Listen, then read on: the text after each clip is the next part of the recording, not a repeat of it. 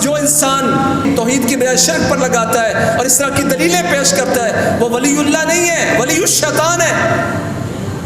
قرآن نے کہا ہے اگر اللہ کی طرف سے تم پہ عذاب آیا تو اب شیطان کی یار بن جائیں گے، شیطان کے ولی بن جائیں گے۔ اس نے کہا اراغب انت عن آلہتی یا ابراہیم لئن لم تنتہ لارجمنک واہجرنی ملیا۔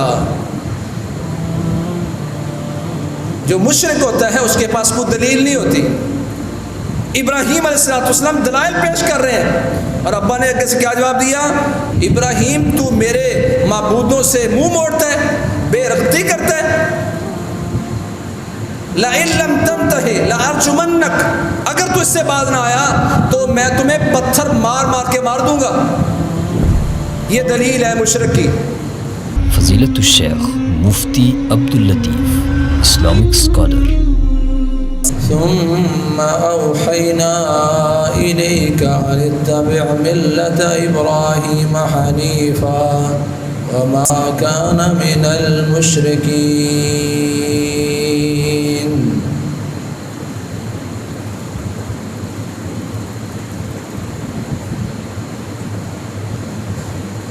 ملت اسلامیہ کو اللہ کی طرف سے یہ حکم ہے کہ ملت ابراہیمی کی پیروی کرو۔ اے میرے نبی، ہم نے آپ کی طرف یہ وحی کی ہے کہ آپ ملت ابراہیم کی پیروی کریں، اور ملت ابراہیم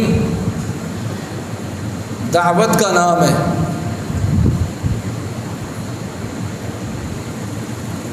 اللہ کی توحید کو اپنی قوم میں، اپنے گھر میں اور اپنی حکومت میں بیان کرنے کا نام ہے۔ ابراہیم علیہ السلام کی ملت کی جو پیروی کا حکم ہے، رسول اللہ صلی اللہ علیہ وسلم صبح شام اس کا اعتراف کیا کرتے تھے۔ اصبحنا علی فطرۃ الاسلام وعلی کلمۃ الاخلاص وعلی ملت ابینا ابراہیم۔ صبح شام اللہ سے اعتراف کرتے تھے کہ ہم نے فطرت اسلام اور کلمہ اخلاص اور ملت ابراہیم پر صبح کی ہے۔ اللہ کے نبی صبح شام اس بات کا اعتراف کرتے تھے کہ ہم ملت ابراہیم پر ہیں، اور ملت ابراہیم کا آغاز دعوت سے شروع ہوا تھا، اور رسول اللہ صلی اللہ علیہ وسلم نے بھی ملت ابراہیم پر پیروی کرتے ہوئے صفا پہاڑی پر کھڑے ہو کر اسی دعوت کا آغاز کیا۔ قولوا لا الہ الا اللہ، اے میرے عزیز و اقارب، اے قریش، اے مکہ کے رہنے والوں، قولوا لا الہ الا اللہ، یہ زبان سے اعتراف کر لو اور کہو اللہ کے علاوہ کوئی معبود نہیں ہے۔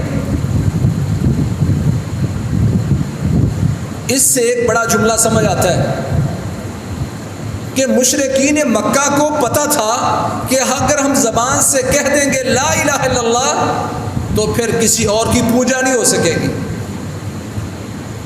لات، منات، عزا اور حبل یہ کو بت نہیں تھے، پتھر نہیں تھے، یہ شخصیتیں تھیں۔ انہوں نے لات کا بت بنا رکھا تھا، مجسمہ بنا رکھا تھا، منات کا مجسمہ بنا رکھا تھا۔ وہ اس پتھر کی پوجا نہیں کرتے تھے بلکہ شخصیت کی پوجا کرتے تھے۔ آج ہمیں کہا جاتا ہے کہ آپ سمجھتے ہیں ہم اس مورتی کو سجدہ کرتے ہیں، وہ مورتی کو سجدہ نہیں کرتے تھے، شخصیت کو سجدہ کرتے تھے۔ اور آج امت میں کتنے ایسے نام بنا دیے گئے ہیں اولیاء اللہ کے، پیروں کے، جن کی لوگ آج پوجا کرتے ہیں۔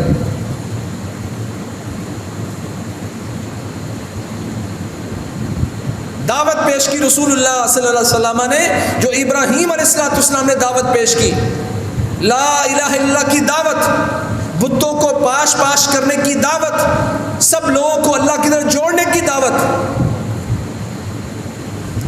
اللہ کے نبی محمد کریم صلی اللہ علیہ وسلم نے تو یہی دعوت پیش کی تھی نا، قولوا لا الہ الا اللہ۔ ابو لہب کے لیے لا الہ الا اللہ پڑھنا کیوں مشکل بن گیا؟ کیونکہ وہ سمجھتا تھا کیا معنی ہے لا الہ کا۔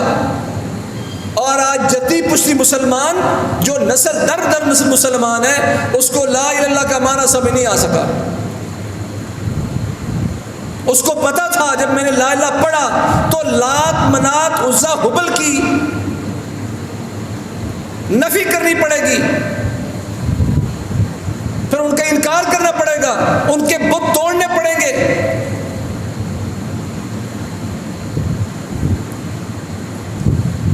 اپنے ہاتھ سے تراش کر اپنے سامنے کھڑے کر کے صبح شام اس سے مٹی جھاڑ کر جو پوجا کرتے تھے۔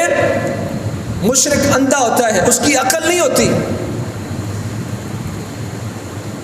جو میرا محتاج ہے میں اس کو تراشوں، میں اس کو بناؤں، میں اس کو کسی جگہ پر گرا دوں، کھڑا کر دوں، اس پر مٹی ہو تو میں جھاڑوں، اس کی ناک پر مکھی بیٹھی ہے کوئی اڑا نہیں سکتا، اس کی میں پوجا کرتا ہوں، تو اس کا مطلب ہے میری عقل کام نہیں کر رہی۔ ابراہیم علیہ السلام نے یہی دعوت پیش کی۔ عبداللہ بن عباس رضی اللہ عنہ کی روایت صحیح بخاری میں موجود ہے، فرماتے ہیں کہ حضرت نوح علیہ السلام کے دور میں جو شرک شروع ہوا،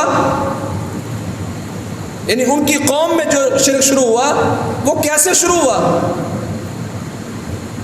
وَقَالُوا لَا تَذَرُنَّ آلِهَتَكُمْ وَدًّا وَلَا سُوَاعًا وَلَا يَغُوثَ وَيَعُوقَ وَنَسْرًا۔ یہ 5 نام قرآن میں موجود ہیں، یہ 5 نام ان کے اولیاء اللہ کے تھے، بڑے اچھے لوگ تھے وہ۔ ود، سواع، یعوق اور نصر۔ حضرت عبداللہ بن عباس فرماتے ہیں یہ ان کے اس دور کے نیک آدمی تھے۔ شیطان نے ان کو تدریجاً آہستہ آہستہ شرک پر لگایا۔ پہلی دفعہ جو نسل تھی ان کے دل میں یہ بات ڈالی کہ دیکھو یہ تمہارے اتنے اولیاء اللہ اور اتنے اچھے لوگ تھے، تم کیا ان کا تذکرہ چھوڑ دو گے؟ ان کا تذکرہ کیا کرو۔ تذکرہ شروع ہوا، وہ اتنا اچھا نیک صالح بندہ تھا، یہ اس کے عبادات تھیں، نیکیاں تھیں، وہ نیک تھے۔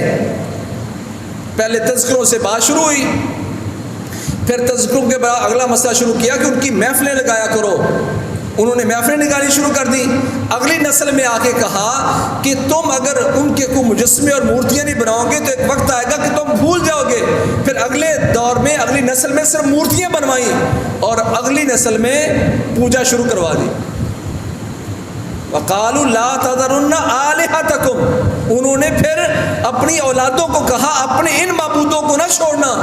بات عبادت سے شروع نہیں ہوئی تھی، الہ سے شروع نہیں ہوئی تھی، عقیدت سے شروع ہوئی تھی، اور چلتے چلتے آج پوجا پہ آ گئی ہے۔ صحیح بخاری میں عبداللہ بن عباس حبر الامہ انہوں نے یہ تفسیر کی ہے۔ آج گھروں میں مورتیاں لگیں گی، صبح صبح اٹھوں گا اس مورتی کو دیکھوں گا، ایک وقت آئے گا کہ پھر اس سے مانگنا شروع کروں گا۔ تصویریں آج میرے گھر میں بڑی عقیدت کے ساتھ لٹکائی گئی ہیں، ان کو دیکھتا ہوں دل میں ایک عقیدت پیدا ہوتی ہے کہ یہ میری مدد کرنے والا ہے۔ امت میں تدریجاً یہ کام شروع ہوا۔ ہندو کھڑی کی پوجا کرتا ہے اور میں لیٹی کی پوجا کرتا ہوں، وہ مورتی بناتا ہے، میں قبر بنا چکا ہوں۔ آج عقیدے کی بات، یہ ملت ابراہیم ہے۔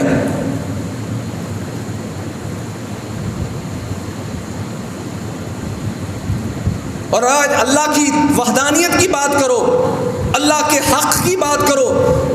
حق اللہ علی العباد ان یعبدوہ ولا یشرکوا بہ شیئا۔ اے معاذ تمہیں پتہ ہے اللہ کا اپنے بندوں پر کیا حق ہے؟ یہ حق اللہ ہے۔ کیا حق ہے اللہ کا؟ ان یعبدوہ، کہ ساری دنیا اس اللہ کی عبادت کرے، اس اللہ کی پوجا کرے، ولا یشرکوا بہ شیئا، اور کسی بھی چیز کو اللہ کا شریک نہ ٹھہرائے۔ شیئن میں اللہ کے علاوہ ہر چیز شامل ہے۔ ابراہیم علیہ السلام کی دعوت سے ہم یہ ساری چیزیں جو انہوں نے اپنی امت کو بیان کی تھیں تدریجاً بیان کریں گے۔ ابراہیم علیہ السلام نے اپنے ابا سے بات شروع کی، کہا یا ابت لا تعبد الشیطان، بلکہ اس سے پہلے کہا اذ قال ابراہیم یا ابت لم تعبد ما لا يسمع ولا يبصر ولا يغني عنك شيئا، ابا جان تم اس کی پوجا کیوں کرتے ہو جو سنتا نہیں ہے، جو دیکھتا نہیں ہے، ولا يغني عنك شيئا، اور تجھ سے کچھ فائدہ نہیں دے سکتا، تمہیں کچھ کفایت نہیں کرتا۔ اللہ کی قسم، یہ پچھلے 2 دن پہلے ایک بھائی نے مجھے ایک ویڈیو بھیجی پاکستان کے معروف ترین عالم کی، اس نے ثابت کیا صحیح بخاری سے کہ اللہ کے علاوہ کسی اور کو غوث اعظم بنایا جا سکتا ہے۔ اللہ کے علاوہ کسی اور کو غوث اعظم بنایا جا سکتا ہے۔ صحیح بخاری میں لفظ غوث بھی استعمال ہوا ہے کہ اس سے مدد مانگی جائے گی، یہ بھی ثابت ہے۔ اتنا دھوکہ اللہ کی قسم دیا جاتا ہے، کہتے ہیں ساری دنیا کے اس پر اجماع ہے، بابا جی آدم سے لے کر قیامت تک آنے والے سارے لوگ قیامت کے دن جب جائیں گے حضرت آدم کے پاس، نوح کے پاس، ابراہیم، موسیٰ، عیسیٰ علیہ السلام، تو وہاں لفظ کیا استعمال کیے گئے ہیں، کون ہے جو بندہ جو ہماری مدد کرے؟ اور دیکھنے والے بھی واہ واہ کہتے ہیں یار اتنی بڑی دلیل، ساری دنیا کا اتفاق ہے کہ اللہ کے علاوہ کسی اور سے مدد مانگی جا سکتی ہے۔ میں نے اس پچھلے خطبے میں بھی پچھلے خطبے میں گزارش کی تھی کہ غوث مدد ہے، اعانت کا لفظ، استعانت کا لفظ، غوث کا لفظ، مدد کا لفظ، پکار کا لفظ، یہ سارے 2 طرح ہوتے ہیں۔ ایک ہوتے ہیں ما فوق الاسباب، ایک ہوتا ما تحت الاسباب، جو اسباب کے تحت ہے۔ اس میں سے اگر آپ کسی کو پکارتے ہیں، مدد مانگتے ہیں، غوث مانگتے ہیں، تو یہ تعاون ہے، سنت ہے، جائز ہے۔ اور اس پر میں نے ایک موٹا قاعدہ بتا دیا تھا، وہ موٹا قاعدہ اگر آپ یاد رکھیں گے کوئی بے وقوف احمق مشرک آپ کو دھوکہ نہیں دے پائے گا۔ قاعدہ کیا ہے کہ جو چیز آپ مانگ رہے ہیں، جو مدد آپ مانگ رہے ہیں،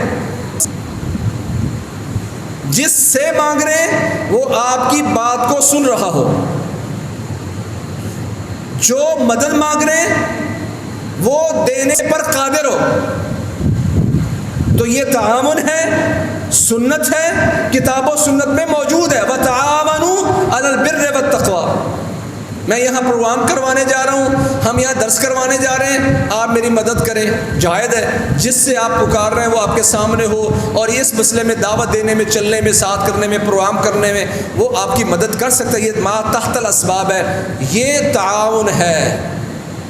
اور اس پر میں نے 2 مثالیں دی تھیں، جو جس سے آپ مانگ رہے ہیں وہ دینے پر، وہ آپ کی بات کو سن رہے ہیں، اور جو مانگ رہے ہیں وہ دینے پر قادر ہے، تو یہ مدد ہے، تعاون ہے، جائز ہے۔ دونوں شرطوں میں سے کوئی ایک شرط ختم ہو گئی تو پھر یہ شرک ہے۔ آپ اپنی بیوی سے کہتے ہیں مجھے پانی پلانا، بیوی سے کہتے ہیں کپڑے استری کر دو، آج پراٹھا نہیں پکانا، آپ نے خشک روٹی پکانی ہے، آپ اپنی بیوی سے کہتے ہیں، وہ کہتے ہیں جی ایسا کرتی ہوں۔ یہ شرک نہیں ہے، آپ اپنی بیوی کو پکار رہے ہو، آپ کی بیوی آپ کی بات کو سن رہی ہے، پہلی شرط اس میں موجود ہے۔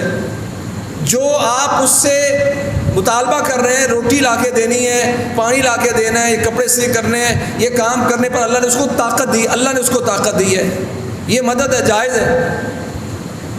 آپ یہاں تشریف فرمائیں اور آپ کی بیوی لاہور ہے، آپ یہاں بیٹھ کر اپنی بیوی سے کہتے ہیں میرے کپڑے استری کر دو، وہ آپ کی بات کو نہیں سن رہی اور آپ عقیدہ رکھتے ہیں کہ وہ میری بات کو سن رہی ہے اور کپڑے استری کر سکتی، تو یہ شرک ہے، کیونکہ ایک شرط اس میں پائی نہیں جاتی۔ کپڑے استری کر سکتی ہے مگر اس وقت آپ کی بات کو سن نہیں رہی۔ آپ اپنی بیوی سے کہتے ہیں کہ اس دفعہ تو حاملہ ہے اور تو نے مجھے بیٹا ہی دینا ہے، یا آپ کہتے ہیں جی 4 پہلے بیٹے، اب تو نے بیٹی دینی ہے۔ آپ کی بیوی آپ کی بات کو سن رہی ہے مگر دوسرا کام کرنے پر قادر نہیں ہے، شرک ہے یہ۔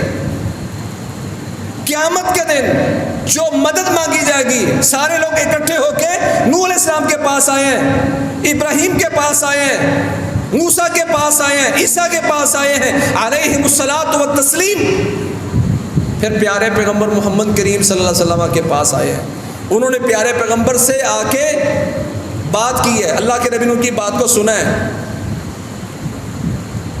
پھر اللہ کے نبی محمد کریم صلی اللہ علیہ وسلم نے ڈائریکٹ نہیں کہا رکو یہاں، میں ابھی فیصلہ کرواتا ہوں، میں ابھی تمہارا امتحان کرواتا ہوں، میں ابھی تمہارا حساب کتاب شروع کرواتا ہوں، نہیں۔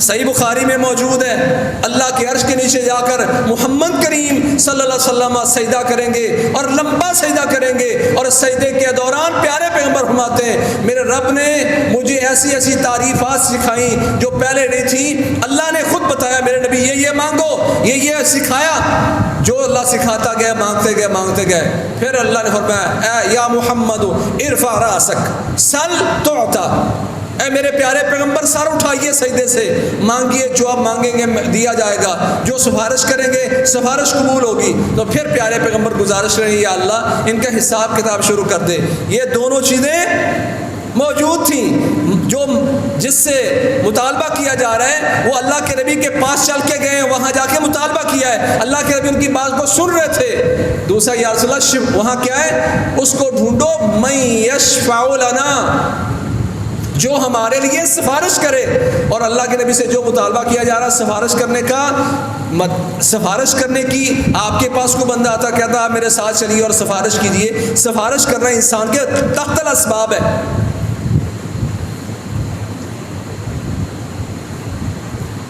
پاکستان کا اسکالر لوگوں کو شرک سکھاتا ہے، آپ زیادہ علم آپ کے پاس نہیں ہے، پر اگر آپ کو یہ قاعدہ آتا ہے کتاب و سنت کا، جس سے مانگ رہے ہیں، جس سے مدد مانگ رہے ہیں، جس سے غوث مانگ رہے ہیں، وہ آپ کی بات کو سن رہا ہو، جو آپ مانگ رہے ہیں وہ دینے پر قادر ہو، یہ شرک نہیں ہے، تعاون ہے۔ ان دونوں میں سے کوئی ایک چیز ختم ہو گئی تو کیا ہے؟ شرک ہے۔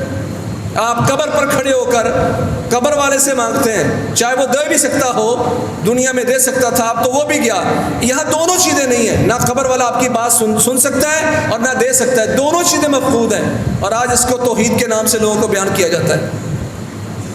کہا ابا جان کس کی پوجا کر رہے ہیں آپ؟ لم تعبد ما لا يسمع ولا يبصر ولا يغني عنك شيئا، یہ بت جو آپ نے نیک لوگوں کے بنا رکھے ہیں، شخصیتوں کے بنا رکھے ہیں، نہ یہ کس کی کیوں پوجا کرتے ہیں آپ؟ ان کی کیوں پوجا کرتے ہیں؟ اس کی جو سنتا نہیں ہے، جو دیکھتا نہیں ہے، جو آپ سے کچھ فائدہ دینے پر قادر نہیں ہے، آپ سے کچھ کفایت نہیں کرتا۔ انک لا تسمع الموتى، قرآن میں آپ مردوں کو نہیں سنا سکتے، وما انت بمسمع من فی القبور، قرآن میں جو قبر والے ہیں آپ ان کو سنانے والے نہیں ہیں۔ پہلی تو بات سنتا ہی نہیں ہے۔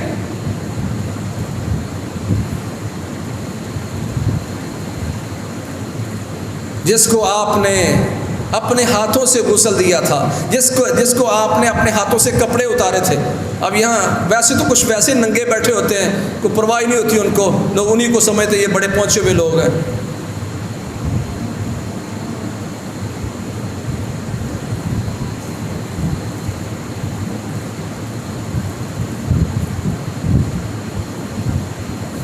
یہ مر گیا، بزرگ ہو گیا تو اپنے بال سفید ہونا شروع ہو گئے، اور بندہ کہتا جوان اور فٹ رہوں۔ اگر اتنے طاقتور ہیں تو اپنے بالوں پر قدرت رکھیں کہ بال ساری عمر سفید کالے رہیں، قدرتی طور پر جینئر رہیں، اور میں ساری عمر اچھا مضبوط بندہ رہوں، 25 سال کے جوانوں کے ساتھ زندگی بسر کروں، میرے اعضاء قوا سارے کے سارے مضبوط رہیں۔ جو انسان اپنی جسم کی تغیرات پر طاقت نہیں رکھتا وہ کسی کی مدد کیسے کرے گا؟ آنکھیں بند ہوئی ہیں، آپ نے کپڑے اتارنے شروع کیے، نیک صالح بندہ ذرا اتارو اس کی قمیض اور شلوار پتہ چل جائے، زندہ تو نہیں کرنے دیتا، اب دنیا سے چلا گیا ہے، آپ نے اس کے کپڑے اتارے تھے، کاٹ کر سر کی طرف سے کھینچے تھے، یہ وہ نہیں کہتا ٹھہرو ذرا میں خود اتار دیتا ہوں۔ پھر آپ نے اس کو نہلایا، استنجا کیا، اس کو نہلایا، آپ کو اس کو ہلائیں، اس کو پتہ بھی نہیں اس کے ساتھ کیا ہو رہا ہے، پھر آپ نے اس کو کفن دیا ہے، پھر وہ آپ کی دعا کا محتاج ہے، اسلام کہتا ہے اس کے لیے دعا مانگو، اس کی نماز جنازہ ادا کرو۔ جو آپ کی دعاؤں کا محتاج ہے، رسول اللہ صلی اللہ علیہ وسلم کی نماز جنازہ ادا نہیں ہوئی، صحابہ داخل ہوتے تھے 10 جتنے حجرے میں آ سکتے تھے، آ کر درود پڑھ کے واپس چلے گئے۔ سنن ابی داؤد میں موجود ہے، صحابہ نے مشورہ کیا کہ پیارے پیغمبر کے کپڑے اتارے جائیں یا نہ اتارے جائیں، صحیح سند سے سنن ابی داؤد میں روایت موجود ہے۔ تو گھر کے کونے سے آواز آئی کہ پیارے پیغمبر کے کپڑے نہ اتارے جائیں۔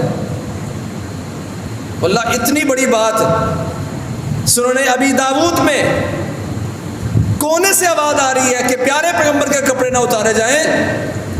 پیارے پیغمبر نے نہیں کہا میرے کپڑے نہیں اتارنے۔ اللہ تعالیٰ نے ہر چیز کو کتاب و سنت سے واضح کیا ہے۔ کپڑے آپ نے اتارے، غسل اس کو دیا، جنازہ پڑھایا، پھر وہ جتنا بھی پہنچا ہوا ہے تو اس کو 10 دن گھر میں رکھ کے دیکھو، جسم متغیر ہوگا۔ اگر وہ اتنا ہی مددگار کرنے والا ہے، مدد اللہ نے اصول بیان کیا، یہ اللہ کا حق ہے۔ اللہ کے علاوہ ہر چیز کل شیء ہالک الا وجہہ، ہر چیز نے مٹنا ہے، ہر چیز ختم ہوگی، دنیا کی ہر چیز بدلے گی۔ کل من علیہا فان ویبقى وجہ ربک ذو الجلال والاکرام۔ صرف اللہ کریم ہے جس کو بقا ہے، سب لوگوں نے فنا ہو جانا ہے۔ یہی فرق ہے خالق اور مخلوق میں۔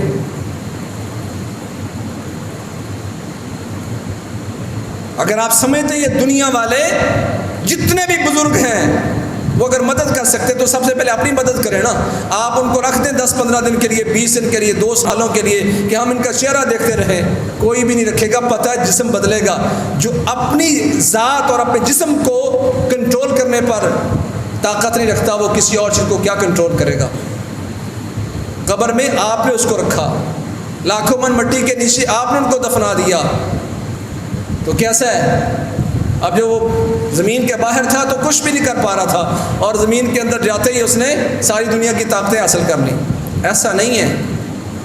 ابا جان کیوں پوجا کرتے ہیں آپ اس کی جو نہ سنتا ہے، نہ دیکھتا ہے، اور نہ تو اس سے کچھ کفایت کرتا ہے؟ پھر کہا ابا جان یا ابت انی قد جاءنی من العلم ما لم یأتک فاتبعنی اہدک صراطا سویا۔ یہ ہے اصل چیز۔ ابا جان میرے پاس اللہ کی طرف سے وہ علم آیا ہے جو آپ کے پاس نہیں ہے۔ بات علم پہ ہو رہی ہے، قائل علم پر کیا جاتا ہے، دھکے سے نہیں۔ ابا جان میرے پاس اللہ کی طرف سے وہ علم آیا جو آپ کے پاس نہیں آیا، میرے پاس چونکہ علم ہے تو آپ میری پیروی کریں۔ اس کا مطلب کیا؟ جس کے پاس بھی کتاب و سنت کا علم ہو پیروی اس کی ہوگی۔ ابا جان میرے پاس علم ہے، آپ کے پاس نہیں ہے، تو آپ میری پیروی کریں۔ یہ نہیں کہنا کہ تو پتر ہو کے ابا بننے کی کوشش کرتا ہے۔ دلیل پیش کی، ابا جان میرے پاس اللہ کی طرف سے دلائل ہیں، براہین ہیں، علم ہے میرے پاس، اور آپ کے پاس وہ علم نہیں ہے، تو آپ میری پیروی کریں، میں آپ کو سیدھے راستے کی طرف گائیڈ کروں گا۔ یا ابتی لا تعبد الشیطان ان الشیطان کان للرحمن عصیا۔ ابا جان یہ جو آپ پوجا کر رہے ہیں بتوں کی، یہ شیطان کی پوجا ہے، شیطان نے آپ کو اس پر لگایا ہے۔ ابا جان شیطان کی پیروی نہ کریں۔ اس کا مطلب یہ ہے غیر اللہ کی پوجا، غیر اللہ کو سجدہ کرنا، غیر اللہ سے مدد مانگنا، یہ شیطان کی پیروی ہے، یہ شیطان کی عبادت ہے۔ حالانکہ شیطان سامنے تو نہیں تھا، سامنے تو بت تھا۔ اللہ نے اپنے ابراہیم کے ذریعے دعوت پیش کی، کہا یہ شیطانی دعوت ہے، یہ شیطان کی پیروی ہے۔ ابا جان شیطان کی پیروی نہ کریں، یہ شیطان تو رحمان کا نافرمان ہے۔ یا ابتی انی اخاف ان یمسک عذاب من الرحمن فتکون للشیطان ولیا۔ ابا جان مجھے یہ ڈر ہے کہ تمہیں اللہ کی طرف سے عذاب پکڑ لے گا، تم پر عذاب آ جائے گا اور آپ شیطان کے یار بن جائیں گے۔ عذاب کی شکل بیان کی کہ رحمان کے ساتھ کھڑے ہونے، توحید کے ساتھ کھڑے ہونے کی بجائے اگر آپ شیطان کی پیروی کرتے رہیں گے تو پھر آپ اللہ کے ولی نہیں بن سکیں گے، ولی اللہ نہیں بنیں گے، بلکہ آپ شیطان کے ولی بنیں گے۔ فتکون للشیطان ولیا، آپ ولی الشیطان بن جائیں گے، ولی اللہ نہیں بنیں گے۔ قرآن کی دعوت ہے، جو انسان شرک پر اب لوگوں کو توحید کی بجائے شرک پر لگاتا ہے اور اس طرح کی دلیلیں پیش کرتا ہے، وہ ولی اللہ نہیں ہے، ولی الشیطان ہے۔ قرآن نے کہا ہے اگر اللہ کی طرف سے تم پہ عذاب آیا تو اب شیطان کی یار بن جائیں گے، شیطان کے ولی بن جائیں گے۔ اس نے کہا اراغب انت عن آلہتی یا ابراہیم لئن لم تنتہ لارجمنک واہجرنی ملیا۔ جو مشرک ہوتا ہے اس کے پاس کوئی دلیل نہیں ہوتی۔ ابراہیم علیہ السلام دلائل پیش کر رہے ہیں اور ابا نے آگے سے کیا جواب دیا؟ ابراہیم تو میرے معبودوں سے منہ موڑتا ہے، بے رغبتی کرتا ہے۔ لئن لم تنتہ لارجمنک، اگر تو اس سے باز نہ آیا تو میں تمہیں پتھر مار مار کے مار دوں گا۔ یہ دلیل ہے مشرک کی، یہ دلیل ہے آزر کی۔ اور آخر میں کہا وہجرنی ملیا، مجھے ایک لمبے وقت کے لیے چھوڑ کے چلے جاؤ، گھر سے نکل جاؤ۔ دلیل نہیں دی، گھر سے نکال دیا ہے، میری مسجد سے نکل جاؤ، دوبارہ یہ میری مجلس میں نہیں آنا۔ یہ طریقہ ہے اس بندے کا جس کے پاس دلائل نہیں ہوتے، دلیل والا دلیل پیش کرتا ہے۔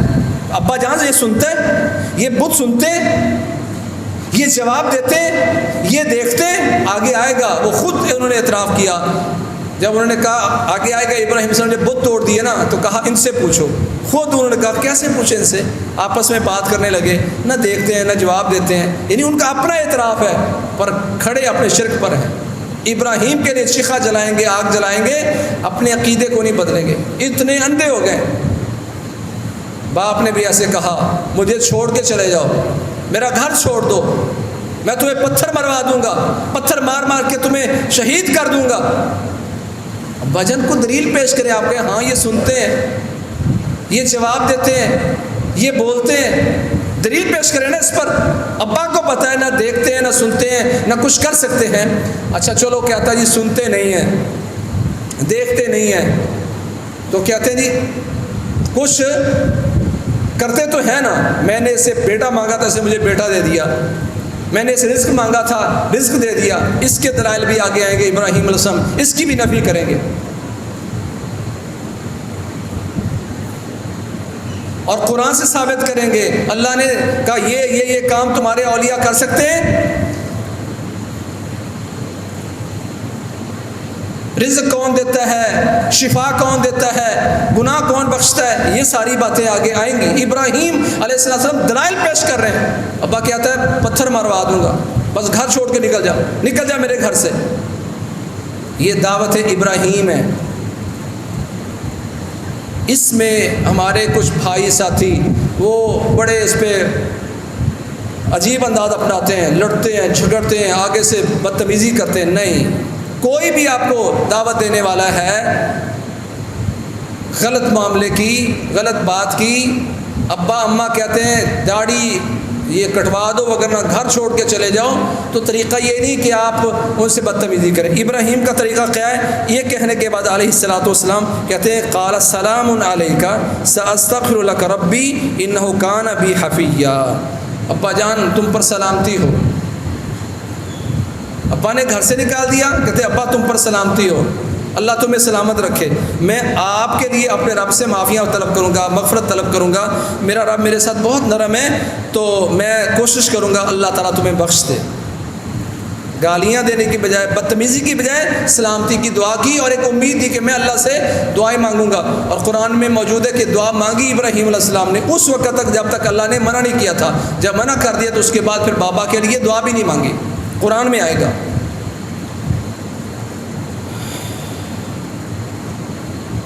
کہا وَأَعْتَزِلُكُمْ وَمَا تَدْعُونَ مِن دُونِ اللَّهِ وَأَدْعُو رَبِّي عَسَىٰ رَبِّي أَنْ أَكُونَ